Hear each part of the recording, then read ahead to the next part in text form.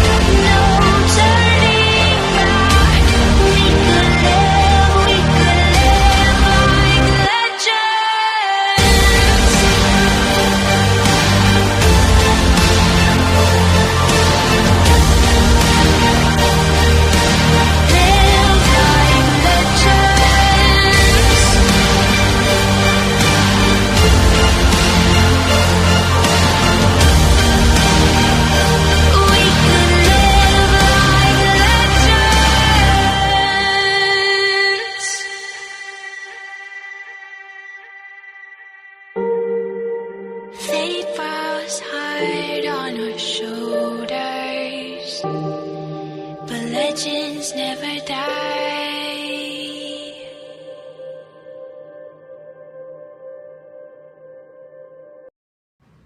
Ben 10 versus Neptune. Huh.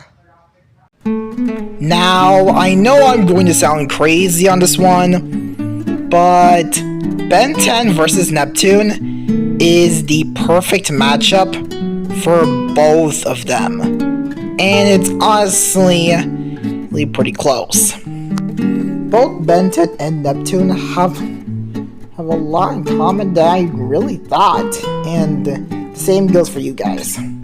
So, I'm going to be explaining why Ben 10 vs Neptune is a perfect matchup, and some other stuff.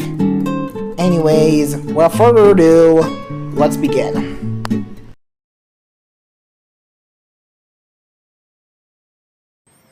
Starting things off is basically the most obvious one I'm going to be pointing out here, the animation potential. I mean, come on. Both of these characters are just OP as heck, both Neptune and Ben 10 respectively. Ben 10 with sheer versatility and Neptune with her sheer power, her shares, etc. So, yeah, there's that. The animation, this one I'm covering, the absurdity of I mean, come on. It's that obvious. But also, I have something to say, and well, Neptune does have a lot of matchup ideas, and hey, I got myself a Kirby, but then I decided to choose Ben 10 instead of Kirby, and for good reason, really. It's that both of them have a lot more connection, and yes, I'm also excluding the other matchups inferior. Yeah, there's that as well. But Neptune is the only one with this one. Ben also has this one too. And yeah, I also have something to say right now. That is that Ben 10's Green Lantern ruined Ben 10's killing forever. Yeah, it's pretty much true. So yeah, there's that. The animation potential is just, I'm going to be saying this one, but I think I spent my time here long enough. I think it's time we get to the next part, so let's just get straight to it.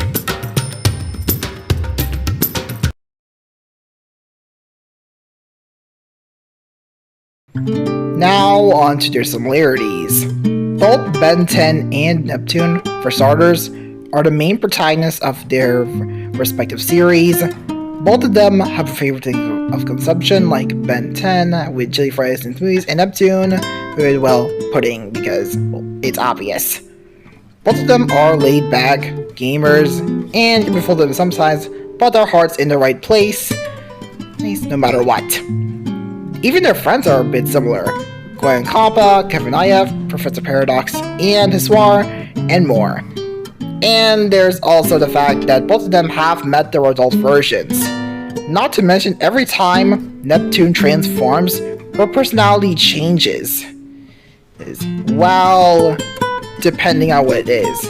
As in, From human, she's like that. HD, she's a lot more mature. The similar thing can be said for Ben on these parts, but the personality shifts things, like Rat being angry, Jerry being crazy, and Brainstorm being at the I am very smart club. So yeah, there's that as well. And there is a lot more to cover about their similarities, but I think I've done enough already, so let's get straight to the next one here.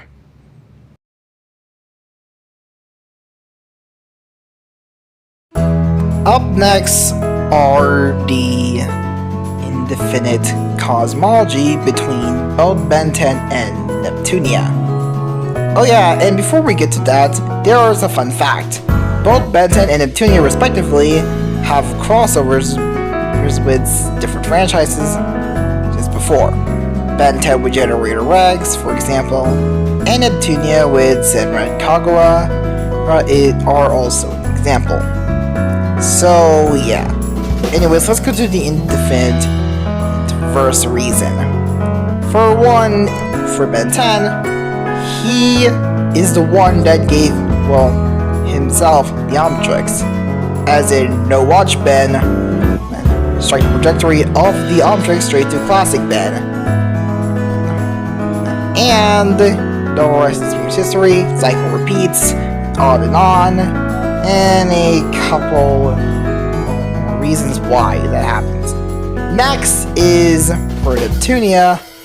In one of the spin-offs on the Neptunia franchise, yes, those are canon. According to Histoire, there is no definite history, as in no definite timeline in the Neptunia universe. And to the words of Professor Paradox, so many ways to tell a story, but that's what makes them so interesting. You can't predict how they're going to turn out. That is a line in Ben 10 that can also apply to Neptunia as well, since both of their verses are indefinite. Seriously.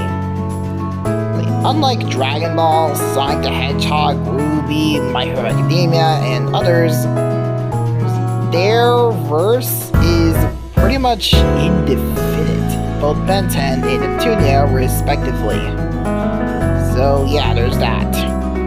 Right now, I'm going to be talking about the last section, and as to why this matchup is great, and it's going to be the most serious one I'm going to be talking about here, so yeah, let's just go straight to it already.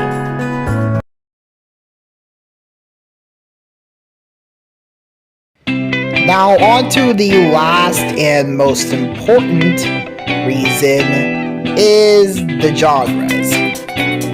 Ben 10 and Neptune are pretty much like a combination of genres, respectively. Ben 10 with comics and cartoons, and Neptune with video games and anime. However, there's another thing. Both of them have elements of shonen and magical girl. Yes, Ben 10 is technically considered magical girl. Have fun that getting out of your head. And that's for good reason. The transformation sequences. The transformation sequences are a staple to the magical girl genre, and also the shonen is due to their adventures. Some are stronger than others, and so much more. So here's that. Ben 10 versus Neptune is not just something of East versus West like other, franchises. It's actually all of the genres at once, going head to head. Action, thriller, horror, comedy, more. Every single bit of it. So yeah, that's what makes this matchup so special to me. The genres. Both of them have magical girl and shonen elements that really fit each other. And the matchup itself is really niche because a lot of people prefer other matchups. But I don't think those matchups fit the same role as Neptune versus Ben 10. And that's for good reason. Ben 10 versus JDB is nice, don't get me wrong. But it lacks the magical girl element to properly fit. Yes, there's dark munition though, I'm very aware of that. But the transformation sequences is what I'm talking about here. So yeah, I didn't do that one. And also, Laurel, it's really a giant stop. Then there is the Green Lantern thing, and I don't really think Green Lantern has that magical world element as much as Ben 10 does, and the fact that they're not that similar. And there's also, like Goku or just like blah blah blah, every single matchups. But honestly, Ben 10 versus Neptune is basically that matchup that makes them themselves. I know those characters pretty well, and their genres really define them. Both shonen and magical girl on either side. Cartoons versus video games, cartoons versus anime, comics versus video games, comics versus anime, and a lot more. And it's basically like a duo shonen magical girl combined, etc. thing. Hey, there's also a Bakoyi versus RC Sonic that I will mention right now. Isn't that popular matchup until a video showed up why it's a perfect matchup. So if that gets that popularity, I don't see why Benton vs Neptune should have this kind of popularity too. So I do hope a lot of people stop making it niche and respect it and what it deserves.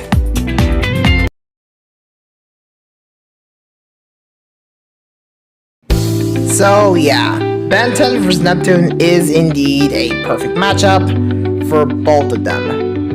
And I'm pretty sure a lot of people are going to complain in the comments saying I'm wrong and go touch the grass, yada yada. But really, I've done some further research on Ben 10 and Neptunia, just for this video alone. And just kidding, just the matchup alone. The video is just a further explanation to it. But it should be a milestone episode. So the other matchups you can have just not in the milestone section as Benton vs Neptune. It could be 300, 400, 500, I don't freaking care. I just hope this one is a milestone episode, so it's a well done one at best. In fact, a really well done one. One that just surpasses the levels of absolute cinema. But, and then again, also this is my second favorite matchup. First being Makoto vs Archie, by the way. But I did my time here. You're a bit too long at this point. But just remember, no matter how infinite your history is, just remember, you're always trying to do your best. And I just hope Ben 10 and Neptune can share this kind with the boat, with all of us in general. So yeah, to the Hero of Heroes and the Gods of Lantern, I assure you, bless you both good luck on this battle. Against each other, if that ever happens. But man, this matchup needs something to be more than any Ben 10 matchup in general. Nah, well, it didn't get levels of Bakoyu vs Archie Sonic. It's still that one. So yeah, I just hope this matchup gains a lot of popularity, even the finest, and I hope everyone will support it. A lot of them. And remember, a true Benton fan doesn't speak ill of Neptunia, and a true Neptunia fan doesn't speak ill of Ben 10. And thank you all so much for watching. Thank you, and farewell.